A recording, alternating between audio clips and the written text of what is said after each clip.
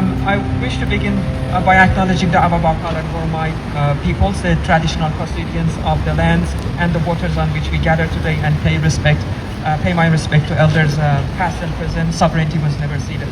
Comrades, friends, and solidarity partners, we are not here simply to mourn a historical event, but to confront an ongoing crime against humanity. The Nakba of 1948 was not a single moment in the past. It started a continuing structure of settler colonialism, land theft, racial domination, and capitalist, patriarchal, imperialist power. But the Nakba was never only about land. It was an assault on memory, dignity, belonging, social life, and the future, on the very conditions through which a people live, care, coexist, create, and hope. As we look across the region today, from Gaza and Lebanon to the escalating imperialist warfare targeting Iran, we must refuse to treat these as separate tragedies. They are interconnected expressions of a world system that normalizes dispossession, militarism, and expendability of entire communities. Our commemoration must therefore become a declaration of principled solidarity against the global architects of war and dispossession. To understand the current war roaming against Iran and the wider region, we must look beyond the hypocritical rhetoric of Western democracy and confront the deeper reality. What is that? Imperialism operates through the control of resources, the expansion of capital, the enforcement of geopolitical obedience, and the punishment of societies that refuse to bow to political, economic, and cultural powerhouses. Imperialism also devalues lives. It turns the peoples of global South into security problems, demographic threats, cheap labor, and collateral damage. The ongoing military aggressions in the Middle East are not accidental cultural clashes or the miscalculations of a crazy president deceived or encouraged by a bloodthirsty, corrupt prime minister.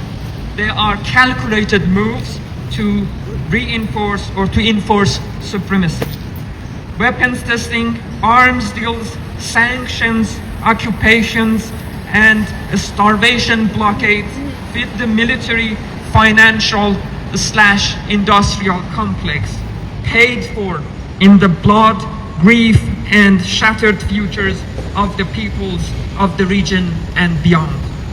For decades, liberal institutions have offered the illusion of international law, negotiations, and a peace process without justice. But liberation cannot be begged for in the halls of power or secured through treaties that ask the colonized to accept dispossession politely. The Nakba taught us that partition, by which I mean fragmenting land, people, memory, and sovereignty, when imposed by imperial power, becomes a weapon. Today, the threat of wider war involving Iran and the region shows again that the imperial core will sacrifice entire population to preserve its demising grip over the global South. We must reject the false equivalence between oppression and resistance. Peace without justice is domination made quiet. Yes. Real peace requires the end of occupation, apartheid, siege, sanction, and imperial aggression. We cannot oppose settler colonialism in the West Bank while remaining indifferent to the encirclement of the Iranian nation and massacring of Lebanese civilians. Our struggle is global, against a ruling order that treats the people of the global South as disposable, punishable, and exploitable.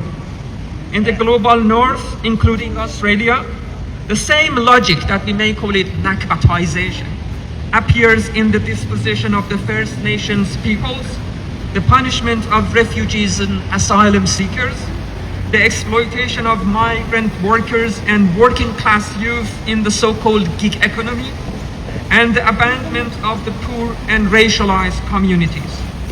Our struggle is also for life itself, against systems that turn land into property, peoples into targets, and futures into ruins. True self-determination means the right of the peoples to shape their political, social, ecological, and economic destinies, free from sanctions, drone strikes, colonial mandates, occupations, austerity measures, and imposed dependency. It means not only survival, but the right to live well, to rebuild homes, restore communities, protect land, cultivate memory, and create futures beyond fear. Let this Nakba commemoration and vigil become a catalyst for organized resistance and renewed solidarity. We do not just remember the past, we organize for the future. Let us build and sustain an internationalist front, linking the struggle against apartheid, imperialist war, and all systems that deny peoples dignified and livable world.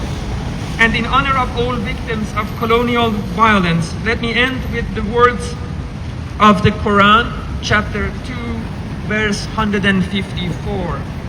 Do not say of those who are killed in the path of justice and truth that they are dead.